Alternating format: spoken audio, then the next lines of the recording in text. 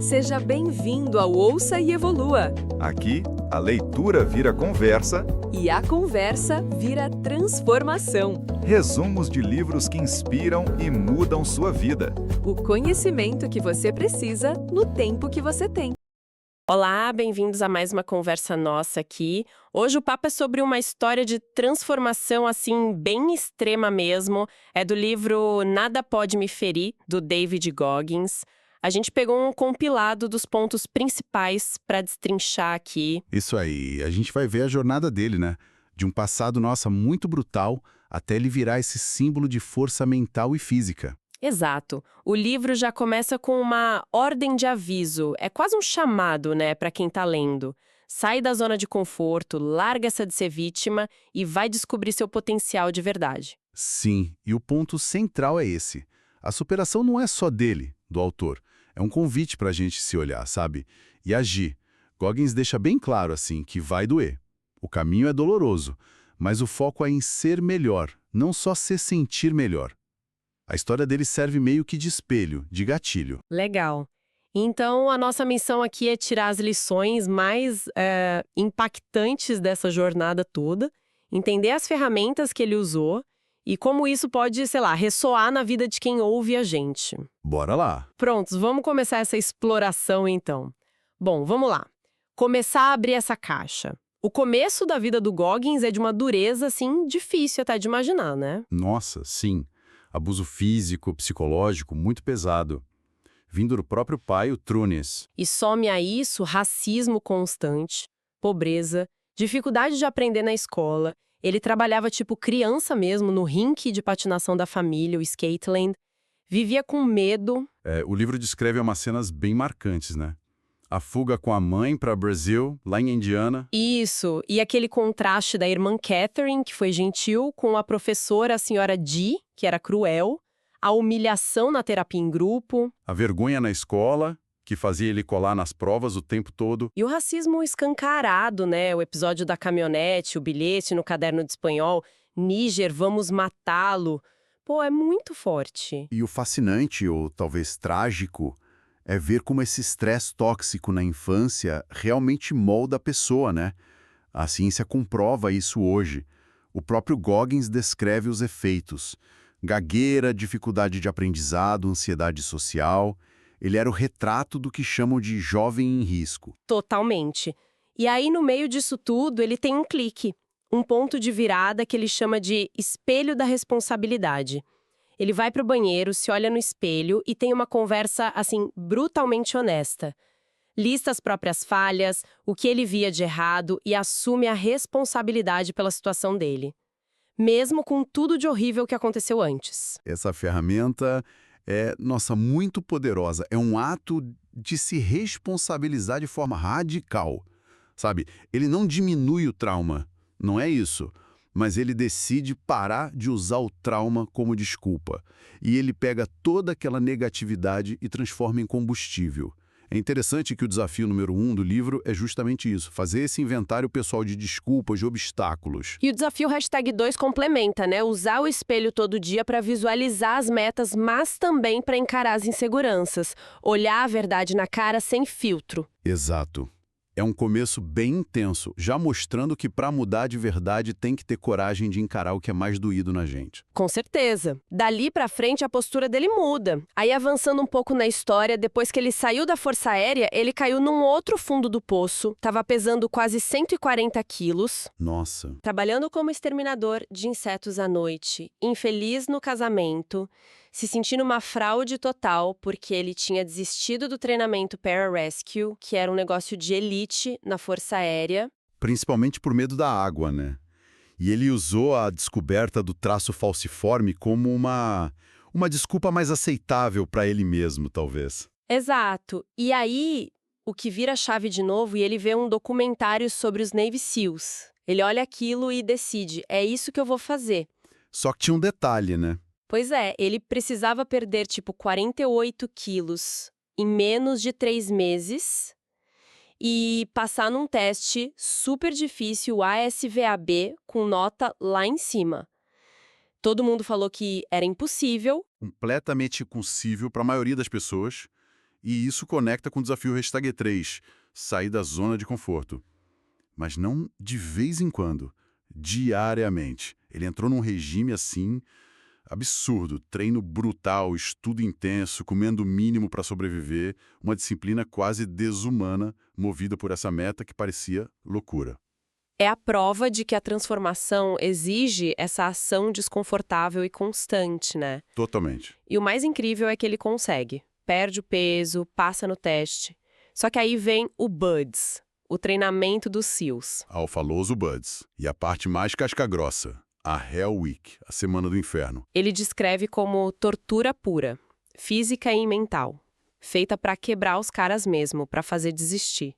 E é nesse contexto que ele cria a ideia de tomar almas. Tomar almas. Essa é uma sacada mental muito interessante. A lógica é, quando alguém duvida de você, te diminui, tenta te abalar, você pega essa energia negativa e usa como, sei lá, um turbo. Não para humilhar o outro, mas para se superar. Para mostrar para si mesmo, e de tabela para quem duvidou, do que você é capaz. Justamente porque duvidaram. Ele conta como usou isso contra os instrutores na Hell Week. Tinha um lá, o Psycho Pitch. Quanto mais o cara pegava no pé, mais ele se esforçava. Mostrava uma resiliência que deixava até os instrutores meio chocados. Era como se ele se alimentasse daquela pressão, né? E pensando fora do contexto militar, isso é uma tática forte para lidar com a autolimitação que às vezes vem de fora.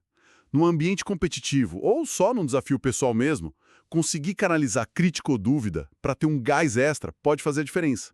O desafio hashtag 4 do livro é sobre isso, usar a dúvida alheia como combustível. É uma virada de chave mental impressionante. Mas a saga dele não para aí, né? Depois da Hell Week, que ele teve que fazer 3 vezes Luiz. por causa de lesão, pneumonia, inacreditável. Pois é, ele continua no treinamento SEAL enfrentando mais coisa.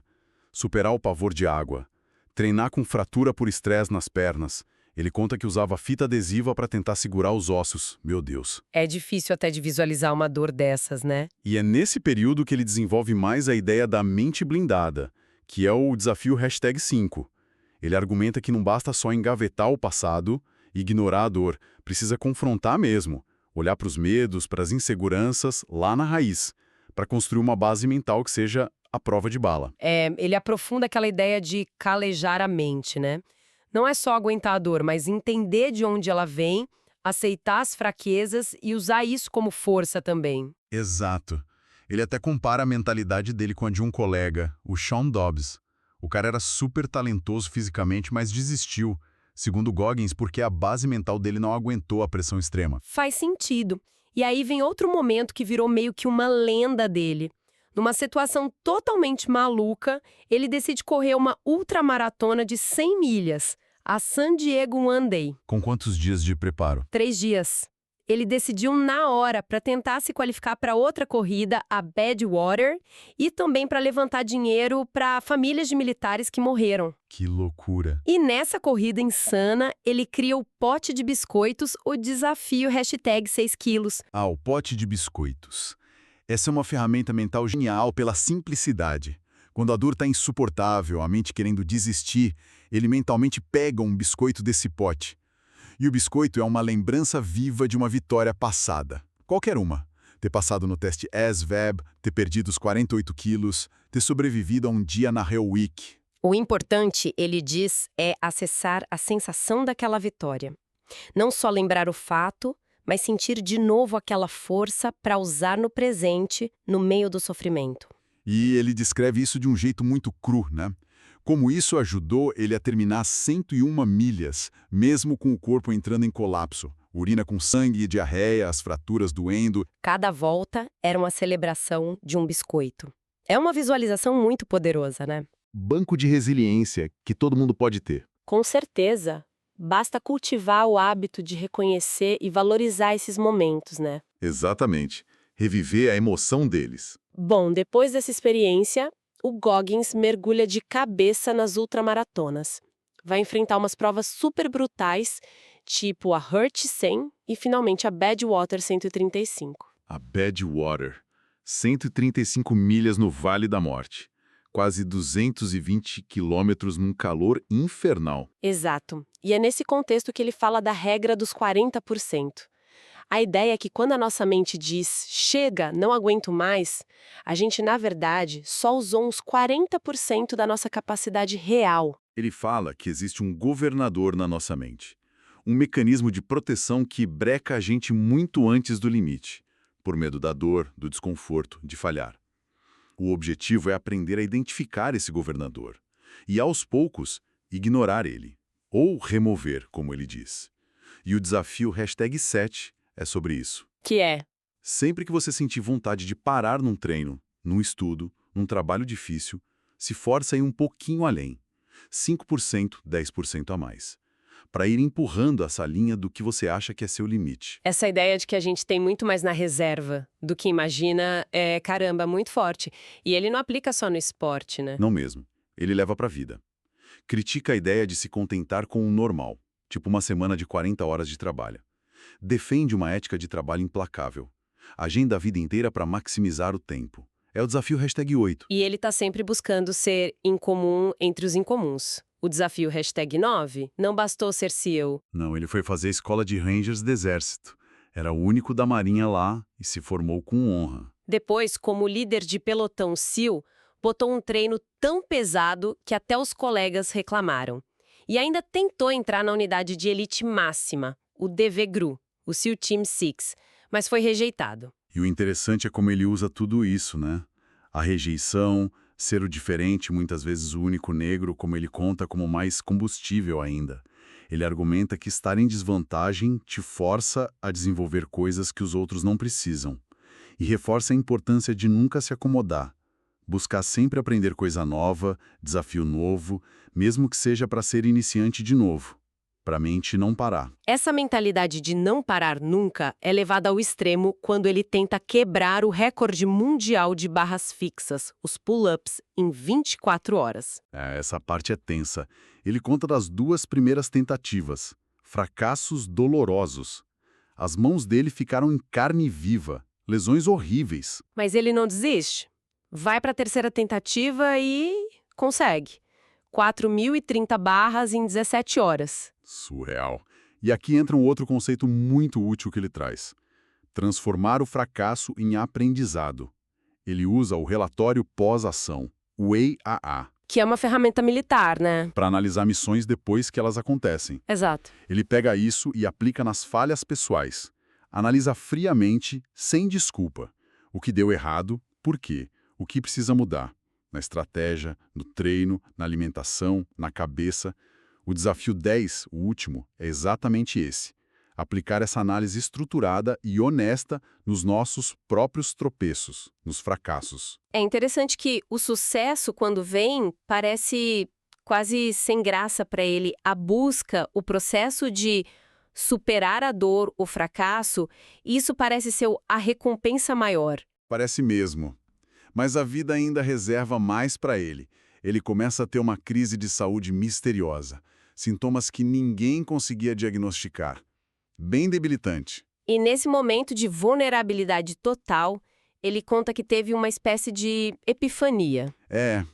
Ele finalmente consegue olhar para trás, para tudo que viveu e aceitar. Até apreciar cada etapa. Perdoar o eu mais jovem, encontrar paz aceitando o sofrimento como parte da história dele. Ele chega a falar que o corpo dele, todo destruído, é o maior troféu que ele tem. Uau! Eventualmente, ele descobre a causa dos problemas. Era uma combinação de tensões musculares extremas, desequilíbrios. Resolveu com muito alongamento, mobilidade, seguindo um método específico lá. Do Joe Hippenstone, né? Isso. Aí ele se recupera, volta a correr, competir, vira até bombeiro florestal voluntário e reflete sobre como a jornada nunca acaba. Não tem linha de chegada. Exato. Aos 43 anos, quando escreveu o livro, ele se sentia melhor do que nunca e continuava buscando desafios. Olhando para tudo isso, a mensagem final é muito forte, né? A autossuperação é um processo contínuo. Não tem fim. Mesmo depois de feitos incríveis, sempre tem mais para aprender, para fortalecer. A mentalidade que ele construiu, essa mistura de responsabilidade, abraçar o desconforto, buscar limites, não é só para atleta, É para qualquer um enfrentar as pancadas da vida. Nossa, que trajetória. Nada pode me ferir é um mergulho profundo mesmo na capacidade humana de aguentar, de se adaptar e principalmente de superar. A gente viu as ferramentas que ele forjou. O espelho da responsabilidade, Tomar almas, a mente blindada, o pote de biscoitos, a regra dos 40%. o poder do fracasso com o relatório pós-ação. São muitas sacadas. É uma história extrema. Com certeza, os métodos são, assim, brutais. Sim, não dá para negar. Mas os princípios por trás, esses sim são universais, né? Assumir a responsa pela própria vida, entender que crescer muitas vezes dói, que os limites são mais mentais do que a gente pensa. E a importância de ralar muito, de ser persistente. Goggins meio que dá um tapa na cara da gente para parar de procurar atalho, né? Exato. Ele fala, encara o trabalho duro, encara a dor necessária para destravar o seu potencial. A vida é o grande teste de resistência. Total. E talvez a reflexão final que fica, pegando o gancho do fim do livro, seja um convite para todo mundo que ouviu a gente pensar. E se? E se a gente também parasse de aceitar tão fácil os nossos limites, aqueles que a gente mesmo se impõe? O que será que a gente conseguiria alcançar se desafiasse mais aquela vozinha que fala, ah, não dá mais? Fica aí a provocação, né? Fica a provocação. Obrigada por acompanhar a gente nessa exploração intensa de hoje. Valeu, pessoal. Até a próxima. Se você curtiu esse conteúdo, já deixa seu like aqui no vídeo, se inscreve no canal e ativa o sininho para não perder os próximos episódios.